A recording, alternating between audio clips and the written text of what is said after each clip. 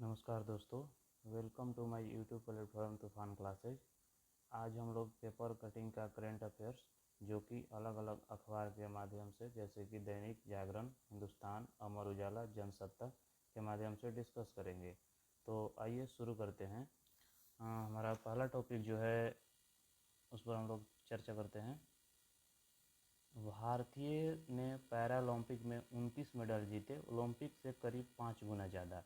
जो हमारा पिछला अभी कुछ दिन हाल ही में ओलंपिक हुआ था, जो अभी पेरिस में हुआ था, उससे हम लोग 5 गुना ज़्यादा पैरालंपिक में मेडल जीत चुके हैं।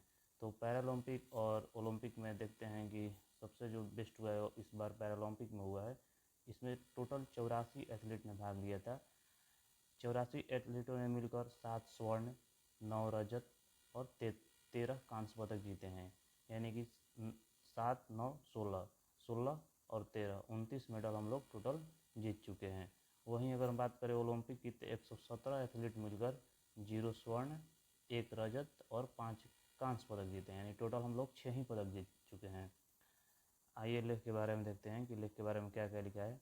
रविवार को पेरिस में समाप्त हुए पैरालंपिक खेल में भारत ने सुनहरा अध्याय रचा।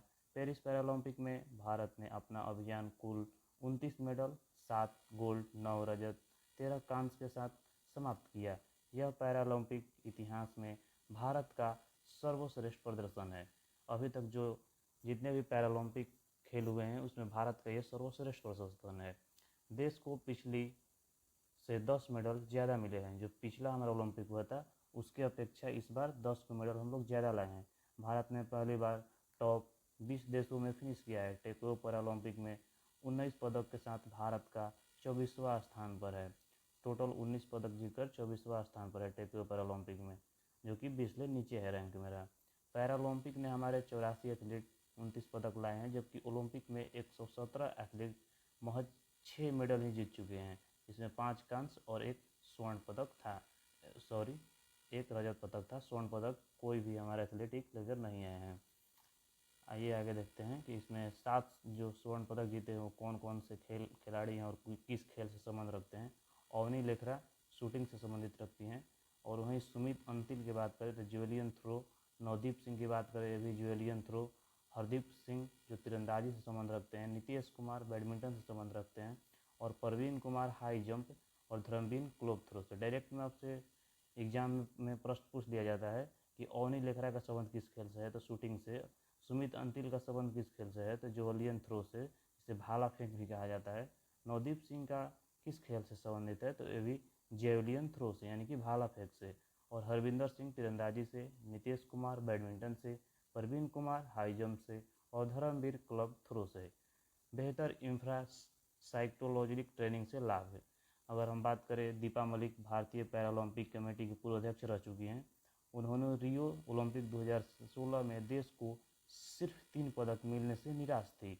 इसी दौरान पैरालंपिक में भारत ने 2 गोल्ड समेत 4 मेडल जीते हैं। इसके बाद सभी का ध्यान इन खेलों की ओर गया है। 2016 में पहली बार हुआ जब प्रधानमंत्री ने पैरालंपिक एथलेटिक्स से मुलाकात की। तब देश में दिव्यांग के सशक्तिकरण के लिए सुगम्य अभियान शुरू हो चुका था।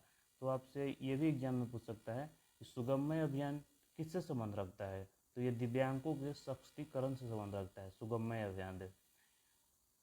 लोग दिव्यांग और समान नज़रों से देख रहे थे और विशेष रूप से शौचालय आदि के निर्माण में पैरालंपिक खिलाड़ी की स्टेडियम तक पहुंच बनाने लगी थी।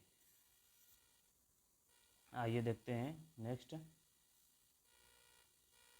यदि आप चैनल पर नए हैं तो सब्सक्राइब और लाइक करना न भूलिए। हाई कोर्ट क्वीन बनी संबालेंगा। संबालेंगा जो है इन्हें स्थानीय जेसिका पेगुला को हराकर पहली बार जीता है यूएस ओपन का खिताब। जो ये साबालेंका है इन्हें पहली बार जीते हैं यूएस ओपन का खिताब। इसमें जो इम्पोर्टेंट होगा उसके बारे में हम लोग ज़्यादा चर्चा करेंगे। तो 3 ग्रैंड स्लैम खिताब जीतकर साबालेंका ने हार्ड कोर्ट पर 3 ग्रैंड से जो किताब है इन्होंने सिर्फ हार्ड कोर्ट पर जीते हैं। तो साबालेंका के जो ग्रैंड स्लैम है इसमें 2023 में इन्हें ऑस्ट्रेलिया ओपन जीती थी, 2024 में ऑस्ट्रेलिया ओपन और 2024 में यूएसए ओपन। यानी कि ऑस्ट्रेलिया ओपन और यूएसए ओपन 2 खिताब जीतने वाली ये प्रथम महिला बन चुकी हैं साबालेंका। तो थोड़ा ये लेख के बारे में देखते हैं कि क्या इसमें दिया हुआ है। तो ऑस्ट्रेलिया ओपन जीत कर सत्र के शानदार शुरुआत करने वाली एरिना साबालेंका, इनका पूरा नाम है एरिना साबालेंका, ने वर्ष चौथे और अंतिम ग्रैंड स्लैम यूएस ओपन के फाइनल में स्थानीय जेसिका पेगुला को हराकर फॉल्सिंग मीडोज पर पहली बार ट्रॉफी जीती है। 12 महीने में पहले उपविजेता और 2022 और 21 में सेमीफाइनल में हारने वाली बेलारूसा की इस खिलाड़ी ने इस बार कोई कसर नहीं छोड़ी।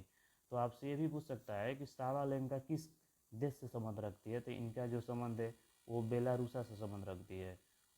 तो इनके बारे में ये आपको पहले मैं बता चुका हूँ कि ऑस्ट्रेलिया ओपन और यूएस ओपन जीतने वाली प्रथम महिला बन चुकी हैं। तो नेक्स्ट हम लोग देखते हैं कि भारतीय लोकतंत्र को बदनाम करने एवं प्रसिद्ध हासिल के उद्देश्य के संसद में की थी घूसपैठ। जो पिछली बार हमारे संसद में जो हुआ था, आपके घूसपैठ हुआ था और उसमें जो स्मॉग जैसा कोई गैस वगैरह छोड़ा गया था, ये घटना 13 दिसंबर 2023 को हुआ था। तो आपसे डायरेक्ट एग्जाम में पूछ सकता है कि दूसरी बार संसद में हमला कब हुआ था। एक प्रकार का उसे हमला ही देखा जाएगा, अगर कुछ भी मतलब जैसे सिक्योरिटी चूक होता है तो 13 दिसंबर 2023 को हुआ था। ये डायरेक्ट आपको दे सकता है एग्जाम में, अलग अलग आपको 4 को डेट दे देगा और उसमें से पूछ देगा कि सेकेंड बार, ये सेकेंड बार हुआ है, फर्स्ट बार एक बार हो चुका है। तो आइए देखते हैं कि 13 दिसंबर 2023 को संसद के अंदर एवं बाहर क्लैश क्रैकर से धुआं छोड़ने और आरोपित भारत के लोकतंत्र को बदनाम करने और दुनिया के प्रसिद्धि हासिल करने के मकसद से ऐसी हरकत की गई थी। जैसा हमारा देश डेमोक्रेसी में जो है, अगर सूचकांक की बात करें तो नंबर 1 पर नहीं आता है, लेकिन अगर देखा जाए तो सबसे बड़ा लोकतंत्र का देश कहा जाता है। और वहीं इसे बदनाम करने के लिए ऐसा हरकत किया गया था और अपनी प्रसिद्धि, जो व्यक्ति ये काम किए थे वो अपनी प्रसिद्धि को हासिल करने या बढ़ाने के लिए ऐसी हरकत किए थे। दिल्ली पुलिस ने कोर्ट में दाखिल आरोप पद में यह दावा किया गया है। नेक्स्ट देखते हैं, इसमें खाली आपको इतना ही ध्यान देना है कि हमला कब हुआ था। तो 13 दिसंबर 2023 को संसद में ये दोबारा हमला हुआ था। अब पहला हमला जो था वो 2001 के संसद में हुआ था। 2001 में पहला हमला हुआ था और 2023 में ये सेकंड हमला था। नेक्स्ट देखते हैं कि जयशंकर जिस विदेशी मंत्रियों की बैठक के लिए सऊदी अरब पहुंचे। तो इसमें आपको जो विदेश मंत्री एस जयशंकर, जो हमारे एस जयशंकर हैं, ये अभी मोदी कैबिनेट में विदेश मंत्री है। अगर बात करें कि हम एनडीए के मंत्रिमंडल में एस जयशंकर को विदेश मंत्री का पद दिया गया है, तो भारत खाड़ी सहयोग परिषद के विदेश मंत्री की पहली बैठक में हिस्सा लेने के लिए 2 दिवसीय यात्रा पर रविवार को रियाद पहुंचे, जो कि आपका सऊदी अरब की जो राजधानी है वो रियाद है। आपसे एग्जाम में पूछ देता है कि रियाद किस देश की राजधानी है, तो उसका आंसर सऊदी अरब का हो जाएगा। तो आइए नेक्स्ट देखते हैं कि इंग्लैंड के मोइन अली ने अंतर्राष्ट्रीय क्रिकेट से संन्यास ले लिया। इंग्लैंड के हरफनमौला मोइन अली ने ऑस्ट्रेलिया के खिलाफ सीमित ओवरों की श्रृंखला के लिए नज़रअंदाज किए जाने के बाद अंतर्राष्ट्रीय क्रिकेट से संन्यास लेने की घोषणा की। तो मोइन अली का संबंध इंग्लैंड से है और इन्होंने अभी हाल ही में संन्यास ले लिया। आइए नेक्स्ट देखते हैं। तो भारत पहुंचे आबू धाबी के क्राउन प्रिंस अल नयान। आज प्रधानमंत्री मोदी से होगी द्विपक्षीय वार्ता। जो आबू धाबी के क्राउन प्रिंस हैं उनका नाम है अल नहयान। तो आइए देखते हैं लेख के बारे में क्या लिखा हुआ है कि पश्चिमी एशिया में बढ़ते तनाव के बीच आबू धाबी के क्राउन प्रिंस शेख खालिद बिन मोहम्मद बिन जायद अल नहयान, आपको सिर्फ ये लास्ट वाला नाम याद रखना है, अल नहयान ने रविवार को भारत पहुंचे। वाणिज्य और उद्योग मंत्री पीयूष गोयल, जो पीयूष गोयल हैं वो एनडीए के मंत्रिमंडल में वाणिज्य और उद्योग मंत्री हैं। ये भी आपसे पूछ सकता है डायरेक्ट एग्जाम में कि वाणिज्य और उद्योग मंत्री कौन है, तो ये पीयूष गोयल हैं। दिल्ली हवाई अड्डे पर क्राउन्स की आगवानी की, उनकी औपचारिक स्वागत भी किया। पीएम मोदी के आमंत्रण पर भारत आए शेख खालिद के साथ वहां उद्यमियों सरकार के उच्च अधिकारियों के प्रतिनिधि मंडल भी आया। नेक्स्ट देखते हैं। प्रस्तावित विधेयक में आवारा पशुओं पर प्राइवेट बिल भी शामिल। उत्तर प्रदेश में आवारा मवेशियों की समस्या एक बड़ा मुद्दा बन गया है, जो कि इसके लिए समाजवादी पार्टी के एक सांसद ने लोकसभा में प्राइवेट बिल पेश करने की मांग करते हुए यह नोटिस दिया है कि इसमें समस्या से निपटने के उपाय और प्रभावित के लिए मुआवजा का प्रस्ताव है। धरोहरा से सांसद आनंद भदौरिया आवारा पशु नियंत्रण विधेयक 2024 समेत 83 प्राइवेट मेंबर से बिल पेश करने की अनुमति को प्रस्तावित किया है। तो जो ये हमारा विधेयक होता है वो लगभग आपका 3 प्रकार का होता है। विधेयक 368 के अंतर्गत आता है और एक साधारण विधेयक होता है, एक वित्त विधेयक होता है, एक धन विधेयक होता है। जो ये प्राइवेट बिल होता है वो व्यक्ति अगर मंत्रिमंडल में शामिल है या नहीं है वो भी पेश कर सकता है, यानी कि कोई भी सांसद जो है वो प्राइवेट बिल पेश कर सकता है। नेक्स्ट देखते हैं कि 100 साल के हुए द्वितीय विश्व युद्ध के समय पूर्व सैनिक चरण सिंह।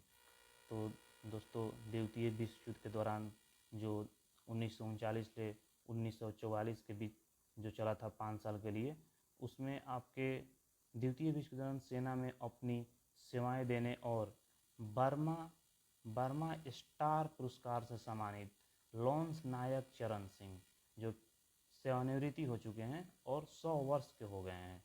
तो ये जो बर्मा स्टार पुरस्कार से सम्मानित लॉन्स नायक चरण सिंह 100 वर्ष के हो गए हैं, ये द्वितीय विश्व युद्ध में शामिल थे। हिमाचल प्रदेश में उनके घर पर उनका 100वां जन्मदिन मनाया गया था। आइए नेक्स्ट देखते हैं दोस्तों। एलन मस्क 2 वर्षों में मंगल पर अपना पहला स्टारशिप मिशन भेजेंगे। दोस्तों स्टारशिप मिशन जो है ये एलन मस्क की कंपनी है। तो एलन मस्क ने घोषणा किया है कि 2 वर्षों में मंगल पर पहला स्टारशिप मिशन भेजेंगे। आइए लेख के बारे में देखते हैं क्या थोड़ा लिखा हुआ है। एलन मस्क ने शनिवार को कहा कि स्पेसएक्स 2 साल में मंगल ग्रह पर अपना पहला मानव रहित स्टारशिप मिशन भेजेगा। यह लैंडिंग की विश्वसनीयता का परीक्षण करने के लिए भेजा जाएगा। वहां पर जो लैंडिंग है उसकी मतलब कि उसके बारे में जानने के लिए और परीक्षण करने के लिए भेजा जाएगा। अगर लैंडिंग सही रही तो मंगल पर पहली चालक दल की उड़ान 4 सालों में होगी। मस्क ने कहा कि मंगल पर पहला स्टारशिप 2 साल में लॉन्च होगा, जबकि अगला पृथ्वी मंगल स्थानांतरण विंडो भी खुलेगी। तो दोस्तों ये एलन मस्क का कहना है कि अगर सफल रहता है तो फिर हम वहाँ पर चालक दल की उड़ान 4 सालों में भेजेंगे। तो नेक्स्ट देखते हैं दोस्तों। देश में पहली बार हाथ प्रत्यारोपण के लिए रजिस्ट्रेशन शुरू हुआ है। देश में हाथ प्रत्यारोपण की आवश्यकता वाले मरीजों के लिए पहली बार एक रजिस्ट्री स्थापित की गई है। दोस्तों जिसके पास हाथ नहीं रहता है तो उनके लिए बात कहा गया है कि अगर आप अपना प्रत्यारोपण करते हैं हाथ, तो कौन प्रत्यारोपण कर सकता है कौन नहीं कर सकता है, इस लेख में दिया हुआ है। तो इसके बारे में हम थोड़ा देखेंगे। अधिकारियों ने कहा कि इससे पारदर्शी तरीके से और प्राथमिकता के आधार पर दान किए गए अंग का ज़रूरतमंद मरीजों में प्रत्यारोपण किया जा सकेगा। इसमें दान देने वाले में शामिल है ब्रेन डेड और हृदय काम करना जिनका बंद कर देता है, यानी हार्ट जिनका बंद कर देता है और जिनका ब्रेन डेथ हो चुका है, जिंदा तो रहते हैं लेकिन ब्रेन डेथ हो चुका रहता है, उनके मौत के बाद भी किया जा सकता है। तो ये 2 लोग जो हैं अपना हाथ प्रत्यारोपण कर सकते हैं, दूसरे को मदद कर सकते हैं। जैसे नेत्रदान होता है वैसे ही हाथ का भी। तो दोस्तों अगला हम लोग टॉपिक देखते हैं कि तीसरी सबसे ज़्यादा कमाई वाली फिल्म बनी स्त्री 2।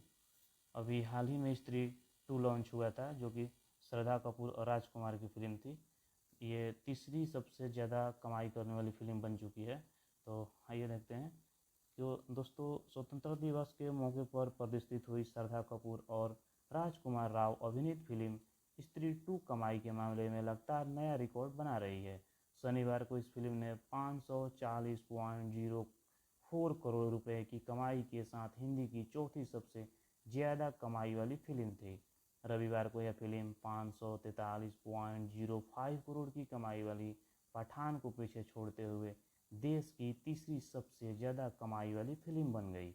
जो पठान फिल्म थी वो तीसरी फिल्म सबसे थी, लेकिन स्त्री 2 ने पठान को भी पीछे छोड़ दिया दोस्तों। और अब इससे आगे सिर्फ एनिमल और जवान फिल्म ही रह गई है। जवान जो कि शाहरुख खान की थी वो सिर्फ 1 नंबर पर है और एनिमल 2 नंबर पर और स्त्री 3 नंबर पर पहुंच चुकी है। तो दोस्तों अगर आप इसे लिखते हैं तो बहुत अच्छा रहेगा। और क्योंकि यहाँ से आपके डायरेक्ट एग्ज़ाम में प्रश्न आते हैं, जैसे बीपीएससी, बिहार एसएससी, बिहार दरोगा, रेलवे और अदर कॉम्पिटिटिव एग्ज़ाम में देखने को मिलते हैं। यदि आप चैनल पर नए हैं तो सब्सक्राइब कीजिए और लाइक करना ना भूलें और शेयर भी कीजिए। जय हिंद।